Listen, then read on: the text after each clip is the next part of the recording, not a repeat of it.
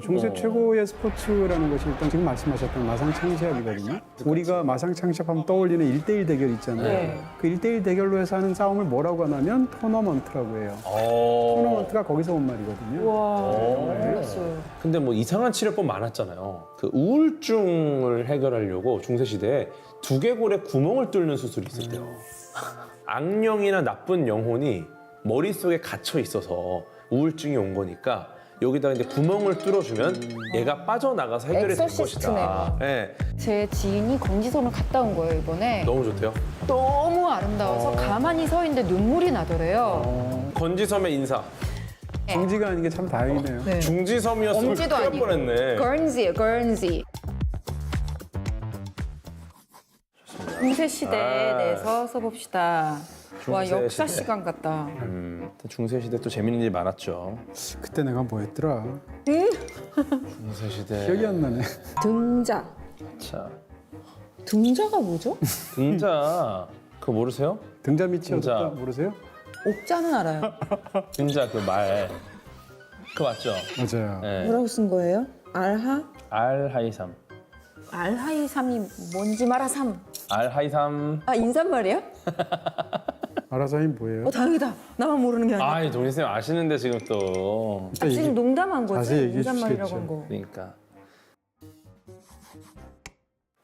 오늘 주제는 그 라플위클리 제작진 분들이 정말 중세 시대에서 온 거 아닌가 싶을 정도로 좀 잔인해요. 중세 시대가 보통 서로마 제국이 멸망했을 맞아요. 때부터 너무 비잔틴 길어. 제국이 멸망할 때까지 한 5세기에서 15세기 사이를 중세 시대라고 하잖아요.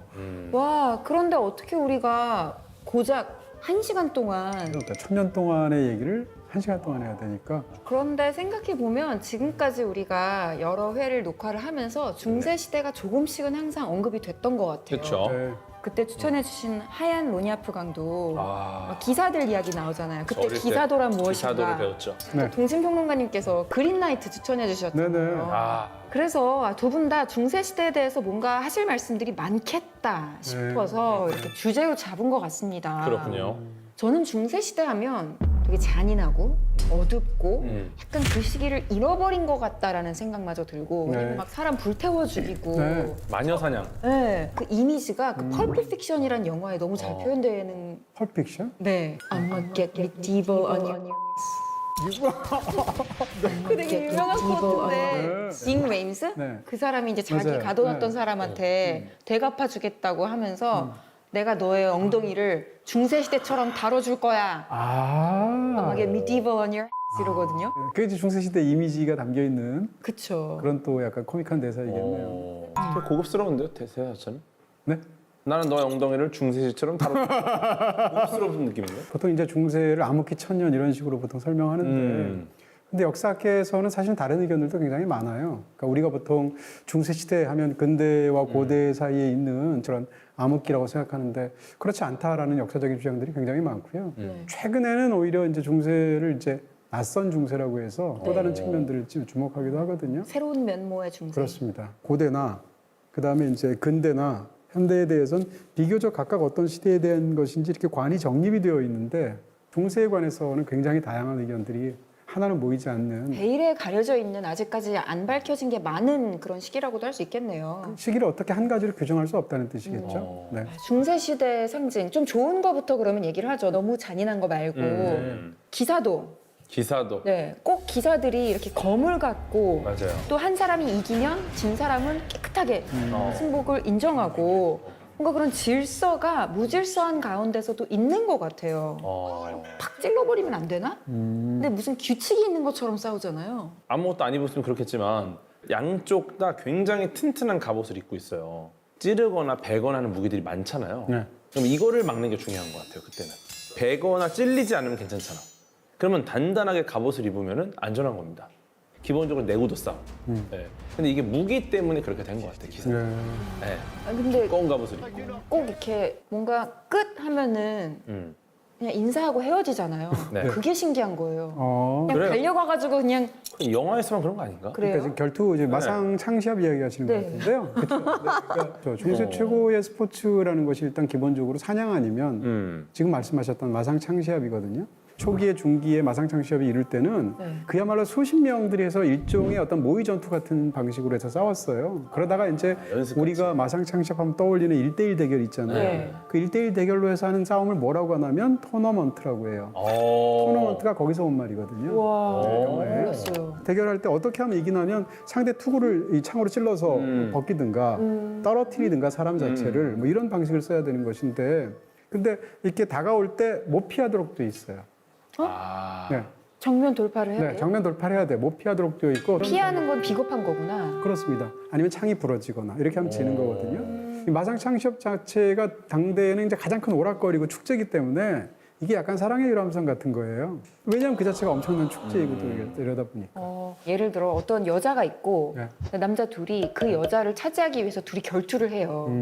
둘 사이의 어떤 룰을 서로 지키면서 딱 승자가 나오면 한 사람은 깨끗하게 그냥 패배를 인정하잖아요. 그렇죠. 그런 게 전 너무 신기한 거예요. 중세 시대의 결투라는 개념의 상당수는 그게 재판이에요. 결투라는 사적 행위가 아니라 법적인 행위예요. 중세 시대에도 재판이 있을 거 아니에요? 종교 재판을 하든 무엇을 하든 재판을 했을 때 이 사람이 옳은지 이 사람이 옳은지가 판가름이 안 날 때가 있잖아요. 그러면 신에게 맡기자 네. 하죠. 그래서 신명 재판이란 말을 쓰게 되는데 신명 재판에 여러 가지 형태가 있어요. 심지어는 서로 이렇게 불에 달군 쇠로 지진 다음에 누가 더 먼저 낫는가 이런 걸로 봐서 신의 뜻에 따라 빨리 안 물면 네가 맞구나. 재판 중에 가장 많이 했던 것이 바로 결투 재판. 어떻게 보면 종교 의식이기도 하고 어떻게 보면 사법 그 사법적인 절차이기도 그런 하고. 절차이기도 하고 해서 그 실제로 결투 재판이 벌어진 사례가 있어요. 너무 유명한 사례가. 그걸로 만든 영화가 바로 라스트 듀얼이라는 작품입니다. 리들리 스콧 작품인데 영화 자체가 굉장히 박진감이 넘치고 실제로 프랑스에서 공식적으로 이루어진 마지막 결투 재판이에요. 있었던 일이에요? 네, 실제 있었던 일이고 그 일의 결과로 폐지가 됐어요. 너무 뭐 잔인하다거나 여러 가지 이유 등으로 인해서. 두 사람이 어려서부터 굉장히 친한 친구예요. 전쟁에도 같이 참여하고 그러는데 맷 데이먼은 엄청나게 용맹한 전사이고 네. 애덤 드라이버는 이제 극중 상황으로 굉장히 잘생기고 여자들한테 인기가 많고 이런 사람이란 말이에요. 맷 데이먼이 부인을 두고 이제 어딘가로 출장을 간 사이에 이 친구인 애덤 드라이버 자크라는 남자가 와가지고 그녀한테 몹쓸 짓을 나쁜 짓을 하고 He attacked me.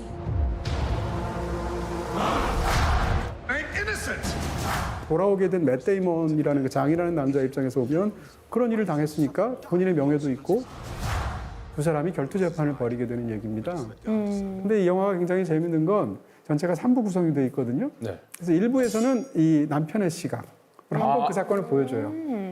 그럼 시각에 따라서 네. 다른 세번 보여주는 사건이군요. 거. 그렇죠. 그런 영화들이 좀 있죠. 야 이거 반전이 있겠는데? 그렇죠. 두 번째가 되면 이번엔 자크의 시선으로. 이게 무슨 소리야? 나는 뭐 전혀 다른 거였어라는 식으로. 그리고 마지막이면 이제 그 여성의 여성의 시각으로, 시선으로. 아내의 시각으로 여자가 펼쳐져요. 앞에 두 남자의 얘기는 자기 입장에서 얼마나 편견이라든지 오해라든지 체면 때문에 그 사건들을 왜곡했는지를 각자 보여주고 남자 둘 다 좀 찐따로 나오나 보다.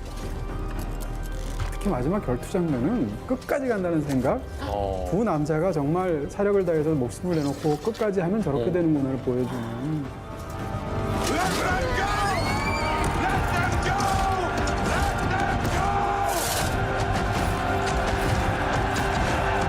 그 이야기에서 가장 아이러니한 것은 아니 그 가장 끔찍한 일을 당한 건 그 아내잖아요. 네. 근데 본인이 그 처분 자체가 그 결투의 결과에 따라서 자기가 달려져 있는 거예요. 네. 그러니까 정작 본인 자체는 이렇게 소외가 돼 있는 중세 시대에 굉장히 낮았던 여성의 지위를 보여주는 편견과 폐해를 보여주는 작품입니다. 그나마 작품으로 만들어졌으니까 우리가 마지막에 여성의 시선을 들을 수 있는 맞아요. 거지. 맞아요. 사실 실제 상황에서는 네. 아무도 여자의 이야기에 귀를 기울이지 않는 거잖아요. 네. You do not believe me. 그 영화 속에서 보면 남편조차도 아내를 그렇게 제대로 대우한 남자가 아니었어요. Save your pride. 그런 측면에서도 굉장히 인상적인 작품입니다. 라스트 듀얼. 그러면요, 좀 궁금한 게 또 왜 갑자기 물어보고 답하는 시간이지? 계속 궁금한 거 물어보는 시간? 들어와. 좋아요. 마치 중세 시대 모두 다 아니, 몰라요. 아는 분인 것처럼. 현장, 중세 현장. 장비에 대해서도 네. 어떤 규제가 있었나요? 있었어요. 그러니까 예를 들어 장비빨을 세울 수가 있잖아요. 그치. 네. 템빨. 네, 템빨. 상대방 창보다 2m 더 길어. 그렇죠. 뭐 비브라늄 같은 거로 입으면 무조건 이기죠. 네. 그런 거 당연히 업계가 규제가 되어 있고요. 특히 결투 재판의 경우에는 명예랑 관련이 되어 있기 때문에 근거리에서 싸울 수 있는 뭐 그것이 도끼든 거미든 이런 걸로 싸워야 되고요. 갑옷 같은 것도 입을 때 그 라스트 듀얼 자체의 영화 시작이 그 결투에 앞서서 옷 입혀주는 게 영화의 시작이거든요. 근데 옷이 제가 기록 같은 거 찾아보니까 갑옷이 이제 그 당시에는 이제 쇠사슬 갑옷을 입었단 말이에요. 근데 그 쇠사슬 갑옷을 입는데 18조각이라는 거 아니에요? 그러니까 맞춰야 18조각을 되는 겹쳐 거예요? 입는 거예요, 옷을. 그러니까 얼마나 중장비겠어요. 사람 엄청 하나 무게보다 무게? 더 무거울 것 같아요. 네, 30에서 60kg 정도 돼요. 그러니까. 심한 경우에 말 위에 실리는 무게가 200kg까지 된다는 거 아니에요? 그러니까 말 입장에서도 엄청나겠죠. 그쯤 되면 말을 타다가 기사가 떨어지면 그냥 죽음이래요. 근데 초기에는 말이라는 것은 막 위에서 싸우고 이런 목적이 아니고요. 이동의 목적이었어요. 그래서 막 간 다음에 적진 앞에 가서 적하고 싸우게 되면 말에서 내립니다. 네. 그리고 싸웠거든요, 초기에는. 근데 8세기가 되면 등자라는 게 발명이 돼요. 어허. D자로 생긴. 그렇죠, 그렇죠. 무기를 휘두르려면 내가 이걸 휘두를 때 내 몸이 바닥에 엄청난 힘을 줘요. 하체 힘을 꽉 줘야죠. 네, 근데 등자 없으면은 이걸 휘두르다 지가 떨어질 수 있는 거예요. 그러면서 기병이 장갑차 역할을 하게 됩니다. 아. 그대로 돌진을 해서 적진을 휩쓸면서 이제 뭐 칼이나 활이나 이런 걸 사용하고. 무쌍을 찍을 수 있는 무쌍. 그렇죠.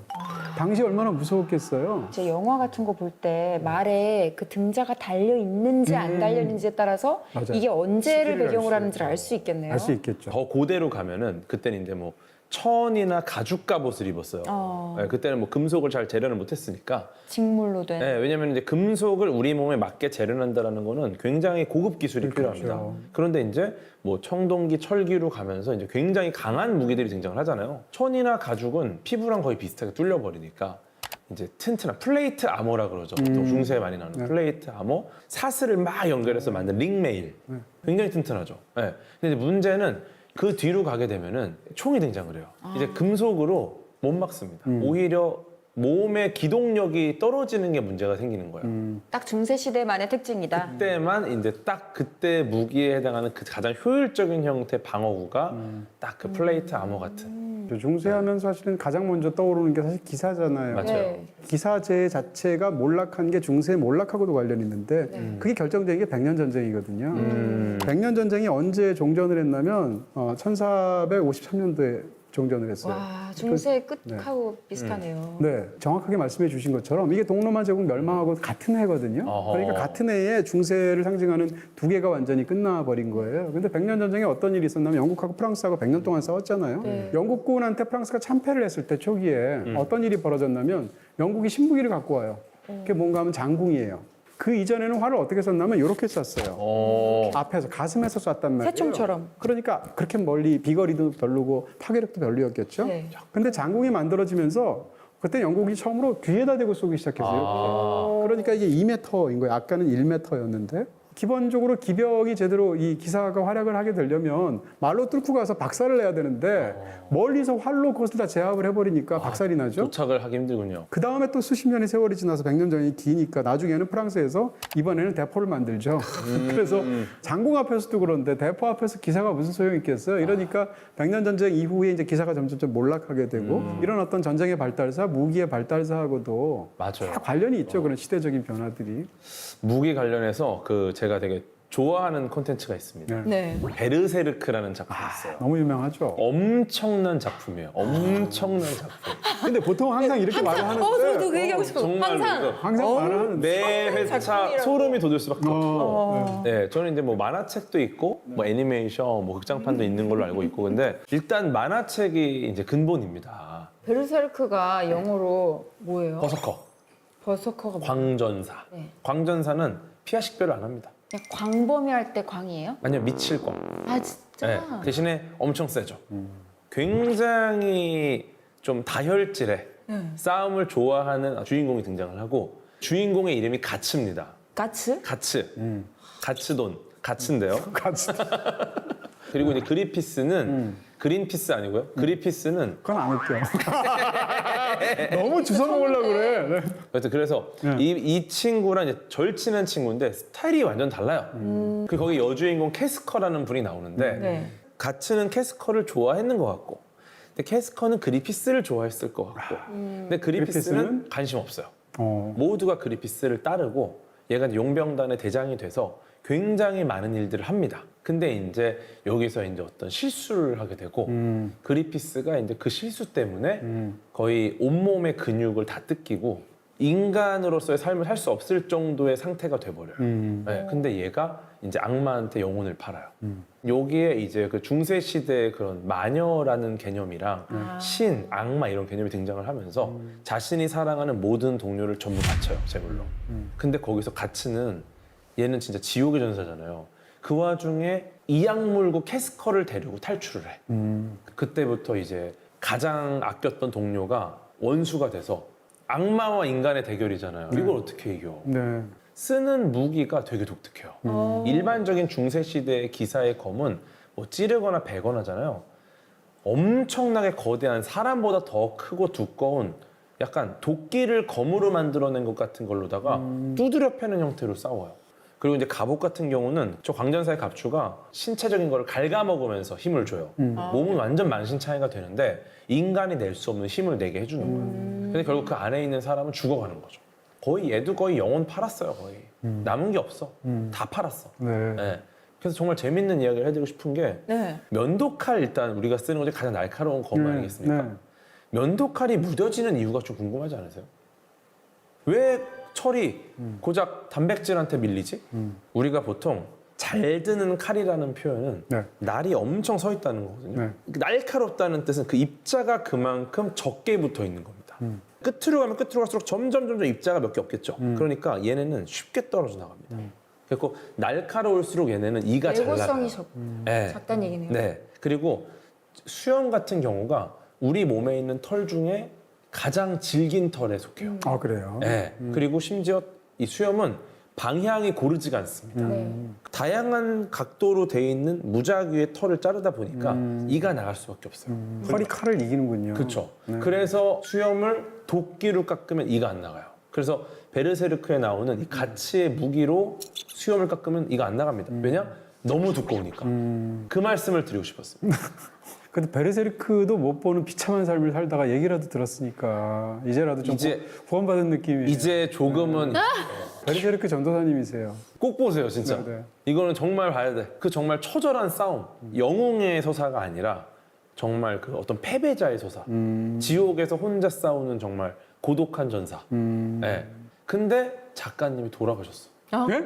그게 언제? 얘기예요? 미완이에요, 그러면? 미완인데 어시스턴트 분들한테 그 뒤에 이야기를 충분히 해줬대요. 아, 그래서 제가 알기로는 이제 그 남아있는 동료분들이 그 작업을 마무리하려고 지금 준비하고 있는 것 같고, 근데 기가 막힌 엔딩까지 지금 준비가 돼 있다고는 합니다.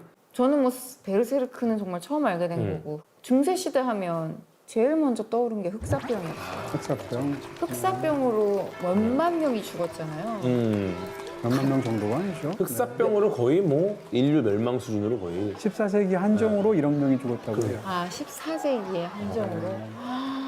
와, 근데 뭐 이상한 치료법 많았잖아요. 네, 뭐 무지해서. 그렇죠. 우리 사혈법, 그때 살고 얘기- 네, 말씀하신 피를 뽑아내는. 네, 재밌는 게 많은데 이것도 이제 거머리로 뽑아내는 치료법도 있더라고요. 거머리를 거머리는 아주 일반적인 방식이었어요. 사혈이 필요한 부분에 붙여갖고 빨아내는. 그 우울증을 해결하려고 중세 시대에 두개골에 구멍을 뚫는 수술이 있었대요.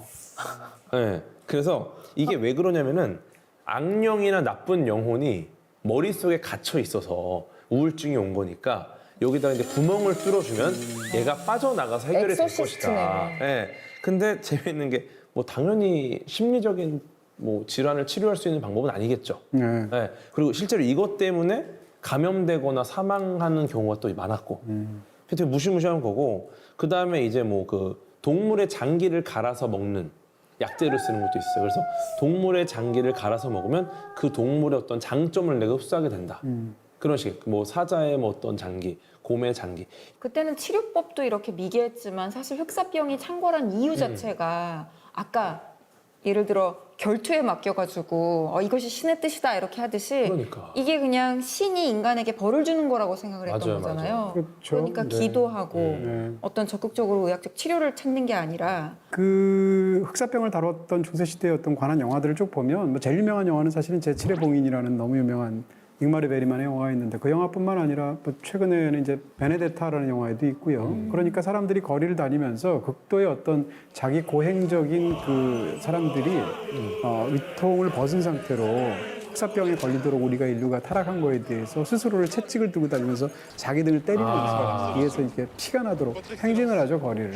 이 흑사병이 한 3년 정도 집중되었을 때 유럽 인구의 3분의 1이 죽었다고 그러거든요, 당시에. 그러니까 그 당시를 생각해보면 정말 무시무시한 그런 정말 신의 진노 같은 그런 것이 아마 느껴지지 않았을까 네. 싶고. C'est un signe du jugement de Dieu. Le troisième ange sonna de la trompette, et il tomba du ciel une grande étoile ardente comme un flambeau. Sa pestilence empoisonnera le tiers des eaux. C'est la 왜 peste! 이렇게 흑사병이 들었을까에 대한 수많은 어떤 추측들 같은 게 있는데 보통 일반적으로 이제 중앙아시아 쪽을 통해서 네. 이제 몽골을 통해서 몽골, 왔다고는 크림반도. 하는데 보통 그렇게 이야기하죠. 네. 하는데 별별 얘기가 다 있죠. 예를 들면 이제 당시에는 이제 고양이를 이제 학대했단 말이에요. 네. 왜냐하면 그 고양이 자체가 이제 약간 악마의 짐승이라는 어떤 그런 견해들이 있어서 그러다 보니까 이제 고양이를 이제 학살하기도 하고 막 이랬는데 이런 과정 속에서 쥐를 잡아야 하는 고양이들을 다 죽이니까 흑사병이 많은 경우에 이제 쥐를 통해서 옮겨지기도 하잖아요. 그러다 보니까 쥐가 창궐하게 됐다. 뭐 이런 이제 그 이야기를 하는 사람들도 맞아요. 있고요. 이런 식의 수많은 견해들이 있는데 근데 그 사망률 자체가 달라요. 똑같이 유럽이라 하더라도 약간 북쪽은 사망률이 적고요. 예를 들어서 네덜란드 이런 데는 제가 알기로는 이제 20%가 안 된단 말이에요. 사망률이. 그 이유 중에 하나가 식생활하고 관련됐던 걸로 보고 고기를 많이 먹는 쪽에서는 상대적으로 덜 죽었다고 그러고요. 좀 더 이제 농경 쪽에 가까운 사람들이 더 많이 죽었다고 50%막 이렇게 죽거든요, 사람들이. 그런 면에서 차이가 있었다고 또 얘기를 하기도 하죠. 그러면 어떻게 그 시기에 그래도 좀 뭔가를 발견하거나 발명한 과학자들도 있지 않을까요? 뭐 이제 흑사병이라는 것들 때문에 너무 큰 피해를 보니까 네. 뭐 그 이후에 다양한 이제 성과들이 있었죠. 의학 쪽에는, 생리의학 쪽에는. 근데 좀 포인트는 흑사병 덕분에 또 굉장히 뛰어난 업적을 낸 분도 계세요. 그럼- 완전 다른 별개로. 네. 네, 아이작 뉴턴. 뉴턴이요? 네, 원래는 그 흑사병이 도움을 줬다라는 게 뭐냐면은 뉴턴이 원래 이제 케임브리지 대학에 있었잖아요. 근데 여기서 연구를 하다가 이제 흑사병이 창궐을 하니까 학교가 이제 문을 닫습니다. 네. 그러니까 이제 이분이 어떡하지? 그래서 고향으로 내려가서 조용한 곳에서 자신만의 시간을 보내요. 사과가 떨어지는 걸 보고서 만류인력의 법칙을 발견했다 이런 거 있잖아요. 네. 근데 이게 그 어떻게 보면 그 나중에 이야기하기로 정말 자신만의 어떤 조용한 시간 계속 돌아볼 수 있는 고민할 수 있는 시간이 있었기 때문에 이런 발견이 있었던 거 아니냐. 그래서 그때 시골의 고향으로 가서 뉴턴의 업적이 되게 많이 등장을 했고 그 실제 사과가 떨어지는 걸 봤다라는 거는 뭐 진위 여부는 밝혀지지 않았습니다. 근데 중요한 건 그 시기가 뉴턴한테 너무너무 학업적인 어떤 그 업적을 도약할 수 있는 시기였다라는 거죠. 그러니까요. 코로나 때도 그때 이제 활동이 주니까 막 책 쓰고 뭐 자격증 따고 이런 사람들 그쵸, 많았는데 네. 흑사병이 돌 때도 뉴턴은 뭔가를 해내는구나. 만유인력의 법칙은 진짜 대단한 거예요. 만유인력의 법칙 어떻게 알고 계십니까? 모든 것이 잡아당긴다. 무슨 말이죠? 맞잖아요. 모든 것이 잡아당긴다? 네. 이거 새로운 해석인데요? 이게 그거잖아요. 지구가 사과를 당기는구나. 그래서 사과가 떨어지는구나. 그러니까 사과가 떨어지는 걸 보고 모든 사람들은 그냥 잘 익었네? 이러고 지나갔어. 근데 뉴턴은 사과가 지구를 당기고, 그러니까 사과가 왜 떨어지지? 뭐가 쟤를 당기는 거지? 사과가 지구를 당기나? 그럼 지구도 사과를 당기나? 서로 당기나? 근데 이게 만유인력의 핵심이 아니에요. 보통 여기서 이제 보통 사과를 당기는 어떤 힘이 있어서 떨어지는구나가 만유인력을 생각하시는데 만유인력이라는 표현 자체가 네. 전 우주에서 광범위하게 적용 가능한 인력이라는 거잖아요. 네. 네. 그러니까 뉴턴은 떨어지는 사과를 보고 사과가 떨어지는구나. 그게 아니라 이런 생각을 한 거예요. 사과가 떨어지는데 왜 저 하늘에 달은 떨어지지 않지? 그래서 지구에서 벌어지는 사과와 지구 사이의 일을 달과 지구, 그러니까 우주까지 확장을 한 거예요. 그래서 뉴턴의 대단한 일은 사과가 떨어지는구나, 지구가 사과가 서로 당기는구나 이게 아니라 이 힘을, 이 과정을 달과 지구의 관계로 확대를 해서 모든 것에 적용할 수 네. 있는 법칙을 그래서 만든 말씀하신 모든 것은 끌어당긴다라는 게 거의 비슷한 말이에요. 이 맞다고 우주의 해주세요 존재하는 그냥. 그게 무슨 맞아요. 말이야. 그러니까 조금 생략이 된 거죠. 네. 이 우주에 존재하는 모든 질량이 있는 것은 서로 끌어당기다. 네. 물론 이게 나중에 아인슈타인 역학이 등장을 하면서는 질량 있는 물체가 끌어당기는 게 아니구나라는 걸 밝히긴 했지만 그래도 지구에서는 문제가 없죠. 그 뉴턴의 만유인력 옆에 연금술도 쓰셨어요. 네네. 보통 연금술이라고 하면은 중세 시대 할 때 과학자들은 가장 많이 떠올리는 키워드죠. 그래서 그러니까 모든 걸 금으로 만드는 거죠. 연금술의 목표가 네. 사실 두 가지가 있었어요. 금이 아닌 금속 원소, 혹은 금이 아닌 원소를 금으로 바꾼다. 근데 이게 어떻게 보면 지금의 현대화학에 굉장히 많은 근간을 만든 거잖아요. 근데 이게 있었고 그다음에 그 영생의 비약을 만든다. 네. 그러니까 실제 금을 만드는 것과 어떤 생명에 대한 아이디어 이 두 가지가 같이 연금술에 있었죠. 제가 오늘 좀 추천하고 싶은 책이 또 있습니다. 네. 프로메테우스의 야망이라는 책인데요. 네, 이거는 그 과학자가 쓴 책은 아니에요. 근데 이제 이게 단순히 그냥 이런 실수로 이게 만들어졌다가 아니라 왜 이런 시도를 했을까라는 이야기들을 가지고 오는 거죠. 되게 재밌는 실험이 있어요. 그 아리스토텔레스가 동물 발생론이라는 걸 가져옵니다. 그 당시 당대 보편적인 믿음이 자연 발생입니다. 그러니까 뭐든 가만히 놔두면은 어디서 갑자기 뭐 곤충이 만들어지고 뭐가 만들어지고 이런 것들이 자연적으로 발생한다는 얘기예요. 그래서 이런 것도 가능하지 않을까? 그래서 이제 중세 연금술사들이 자궁과 유사한 환경의 그 인공적인 플라스크 안의 생리혈을 잘 보관을 하면은 오직 그 자궁혈로만 만들어지는 생명체가 만들어질 것이다. 네. 그렇게 해서 여성적인 어떤 괴물인 거죠. 요걸 이제 바실리스크라고 칭했고요. 되게 신화에 많이 나오죠. 네. 그 다음에 남성의 정액을 밀봉해서 이거를 자궁과 비슷한 환경에 두면은 뭐 따뜻한 환경. 그러면 이제 일정 시간이 지난 후에 이거는 아주 작은 남자 아이가 발생할 것이다. 이거를 이제 호문쿨루스라고 불렀어요. 어떻게 보면은 제목이 프로메테우스의 야망이구나. 네, 그래서 어떻게 보면은 그 당시 근대 과학의 어떤 종교적인 논쟁, 윤리적인 문제들에 대한 질문을 할 수 있는 그런 굉장히 좋은 소재였을 수 있다. 제가 과학자의 관점에서 봤을 때는 약간은 우려되는 부분도 있긴 해요, 이 책이. 네. 근데 어쨌거나 다른 관점을 접할 수 있다는 건 우리의 어떤 체계가 넓어지는 거니까 한번 보시면 좋지 않을까.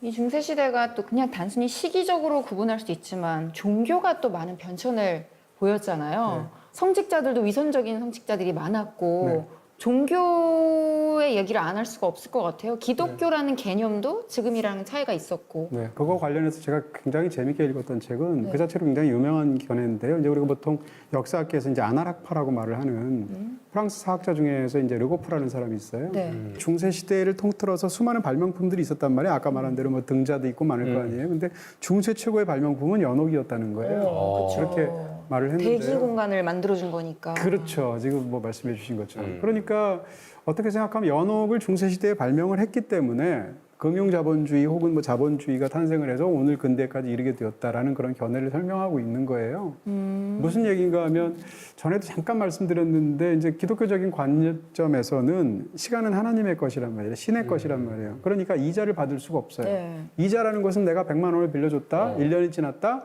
100만 원을 받아야 돼요. 왜냐하면 거기다 110만 원을 받는 순간 10만 원을 돈을 내가 이자를 받으면 그 10만 원은 1년 동안의 시간의 값이잖아요. 네. 그러니까 하나님의 것을 내가 훔쳐서 받은 거가 되잖아요. 이렇기 때문에 돈을 어딘가 투자를 해서 그 돈을 불려서 더 크게 가져온다라는 개념, 그게 이제 자본이잖아요. 네. 자본이라는 개념이 없었던 거예요.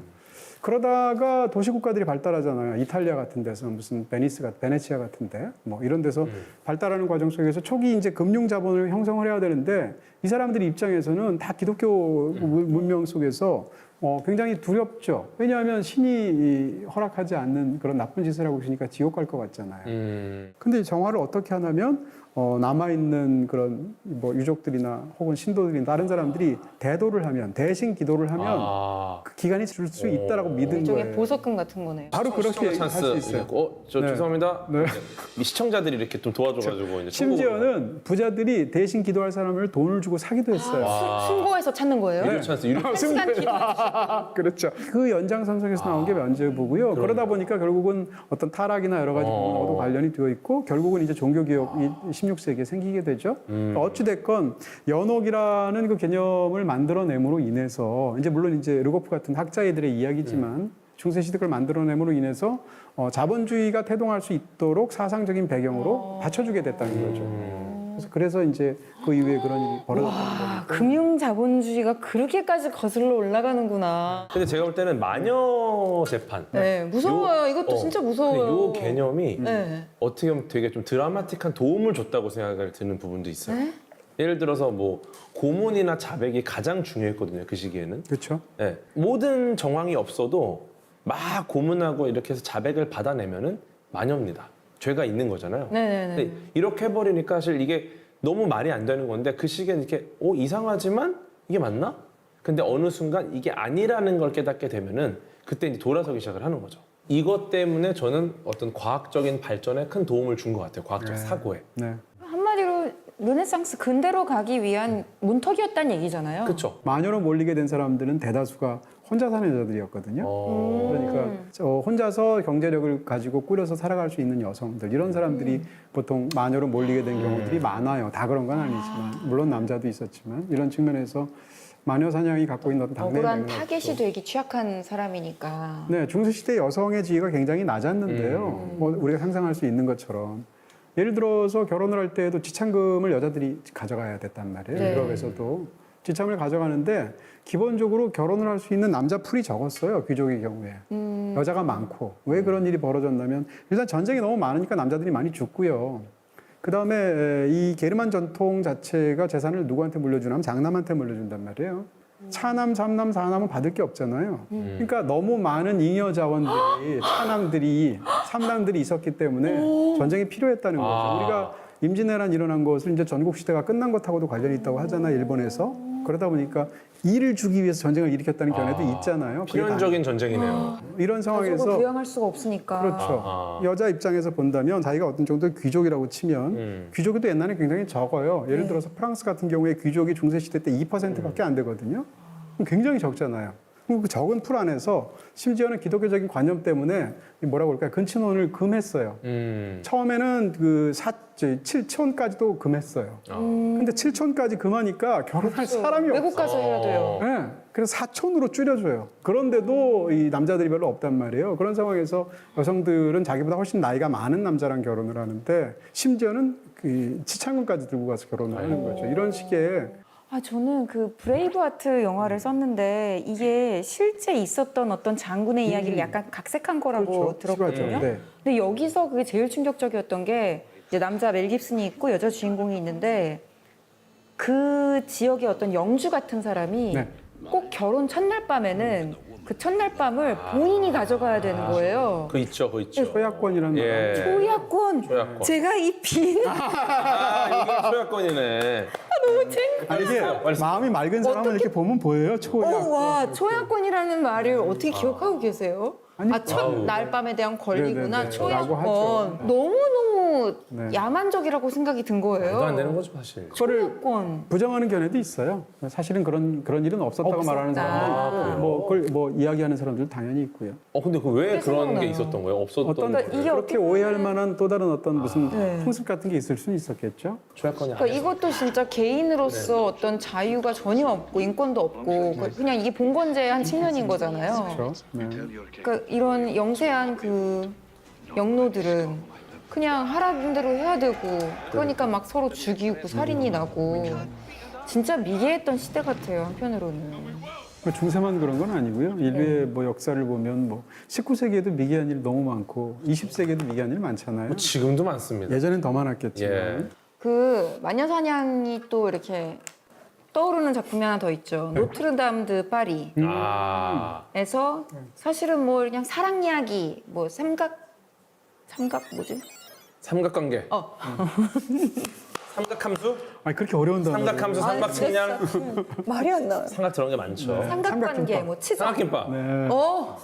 그러니까 이 노트르담 드 파리가 그냥 뭐 치정, 삼각관계 이야기, 남녀간의 사랑 이야기 이렇게 볼 수도 있지만 사실 그 15세기의 그 프랑스 사회 모습을 잘 보여주고 있잖아요. 거기서 막 이미 타락해가지고 이 여자를 탐하는 그런 성직자도 나오고 그리고 마지막에 결국은 이 에스메랄다가 누명을 쓰고 죽잖아요. 너무 슬프게. 그때 이제 목 놓아 울면서 내가 정말 사랑한 거는 그 꼽추 종 치는 사람. 과지모도. 뭐 이름이 왜 이렇게 너무 안 좋게 들린다. 꼽추 발음 잘하네요. 펀치백. 네. 내가 정말 사랑한 사람은 쿼즈모도밖에 없었다. 이제 오열하면서 이렇게 끝나는데 그게 바로 사실은 마녀 사냥을 빗댄 거잖아요.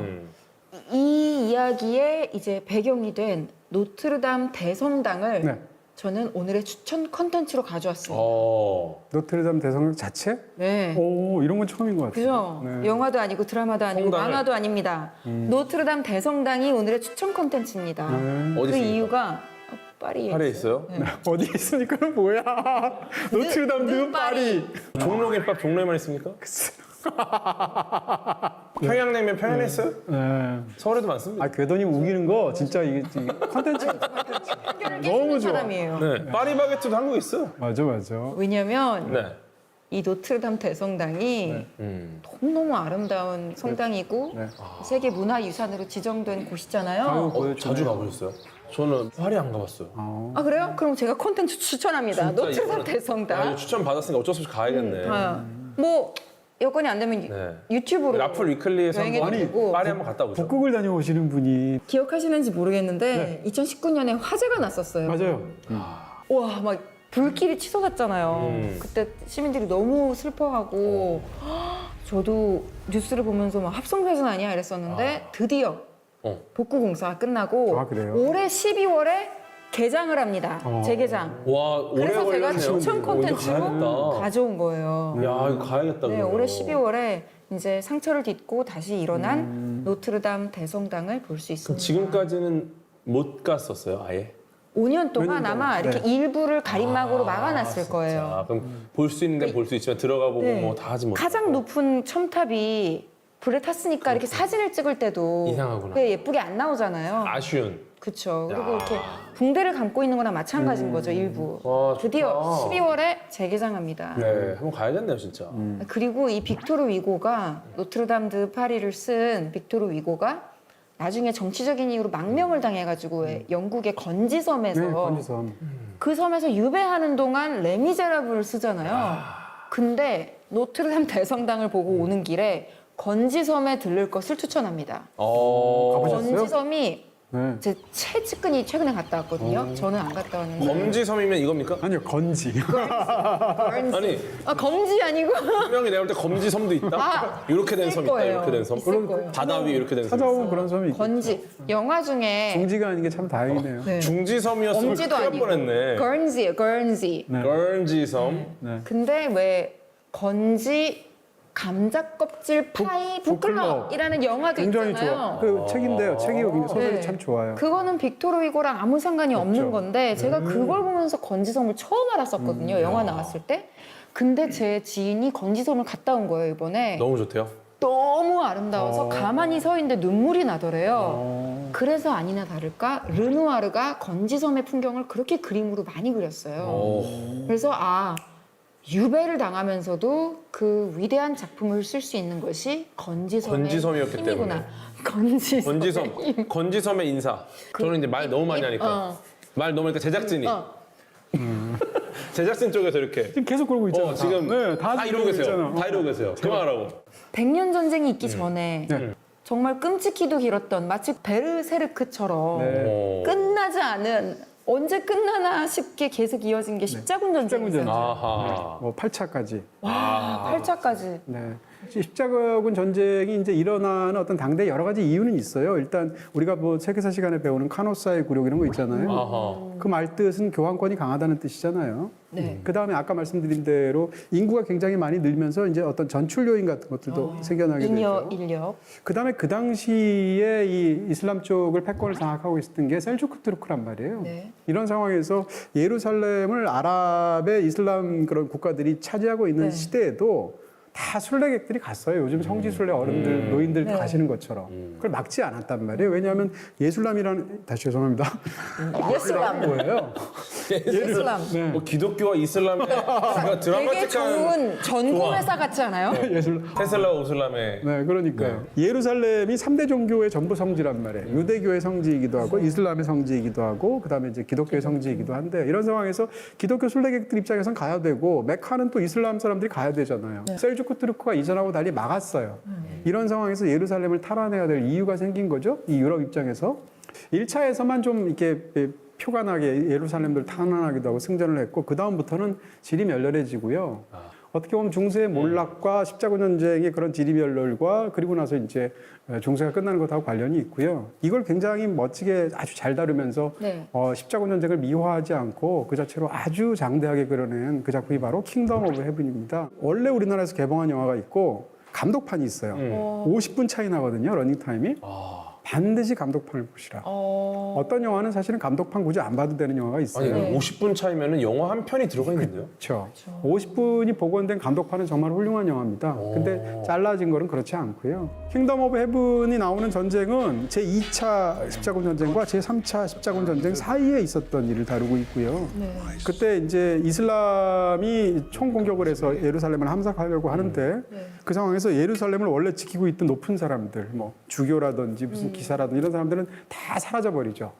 그런 상황에서 정말 힘없고 무슨 여자들, 굉장히 그다음 노인들, 뭐 아이들 이런 사람들 혹은 이제 이전에 그렇게 대우받지 못했던 사람들만 남게 돼서 거의 절멸의 위기에 달아달았는데도 불구하고 항전을 벌이는 이야기예요.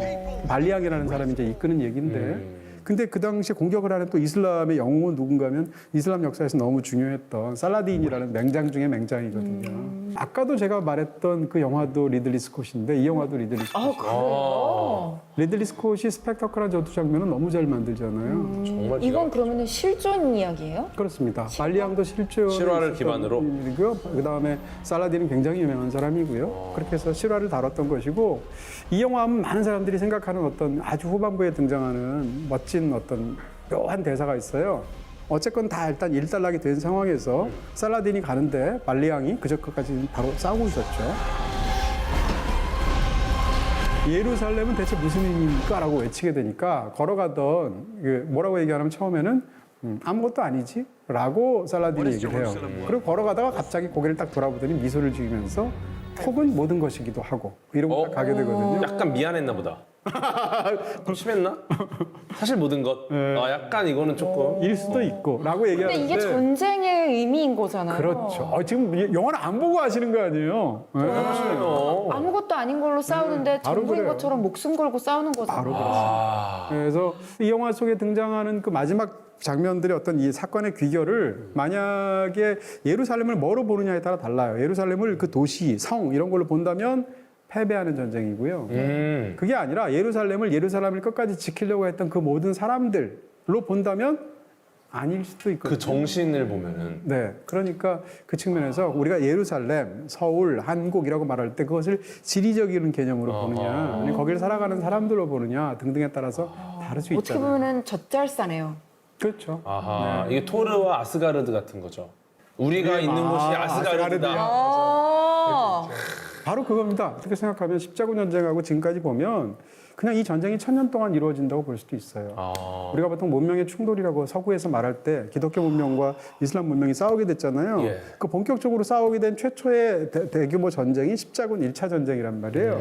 그게 1096년인가 그래요. 그러니까 그때부터 시작해서 지금까지 1000년 동안 네. 그럼 아직 끝나지 않았다고 볼 수 있는 거예요. 그렇죠. 아까 그 사람 이름이라고 하셨나요? 알하이삼? 알하이삼. 이것 좀 알려주삼. 우리 이 프로그램의 핵심 키워드 알고리즘. 네. 네, 이게 페르시아의 수학자 알콰리즘이 네네네. 썼다고 했잖아요. 사실 알콰리즘이도 대단한 사람인데 우리가 뭐 중세 뭐 대단한 사람은 뉴턴 알고 있고 뭐 많이 알고 있지만 우리가 절대 잊으면 안 되는 과학자가 한 명 있습니다. 알씨가 왜 이렇게 훌륭한 사람 많아요? 이분이 이제 광학의 정말 중요한 획을 그은 정말 광학의 아버지인데요. 네, 이 당시에는 이제 그 물체를 본다는 것 자체가 눈에서 무언가가 나갔다가 다시 들어온다고 생각을 했어요. 약간 그 부메랑 같이 뿅뿅 이렇게. 근데 이게 아니다. 빛이라는 게 들어와서 이제 우리 눈으로 들어오는 거다라는 거를 처음 말씀하신 겁니다.